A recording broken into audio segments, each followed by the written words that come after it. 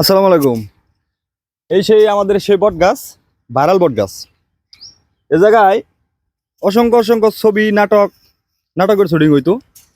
ঠিক আমি দেখাইতেছি যে এই জায়গাটায় আপনার যে মাটি বাবা যে নাটকটা আছে, যে ওই নাটকটা দেখছেন, ঠিক এই জায়গায় ওই নাটকটা শুট হয়েছিল এজাজ স্যার।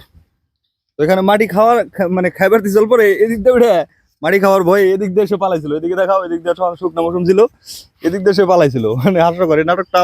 যারা যারা দেখছেন তারা তারা এই জায়গাটা চিন্তা হয়তো এইগুলো আসল না তখন, এই গাছটি আসল না, কিন্তু এইটাই সেই জায়গা।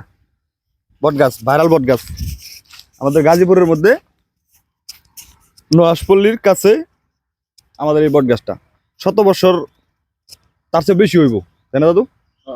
100 বছর, 100 বছর বা 200 বছর বয়স হইব এই বট গাছের। বহু স্মৃতি আছে। আমরা ওই ছোটবেলায় এই জায়গায় খেলা করতাম, খেলতাম টেলতাম।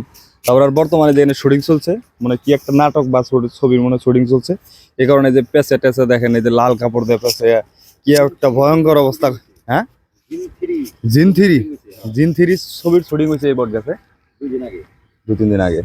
তো এই কারণে এগুলো লাল কাপড় টাপড় পেঁচে ওরা শুট করছে, মানে আরো ভয়ঙ্কর করে তুলছে এটারে। রাত্রে বেলা তো দেখলাম যে কয়েকজন ফেসবুকে দেখলাম পিকচার টিকচার দিচ্ছে, মানে খুব ভয়ঙ্কর দেখা গেছে। আচ্ছা, ঠিক আছে, ভালো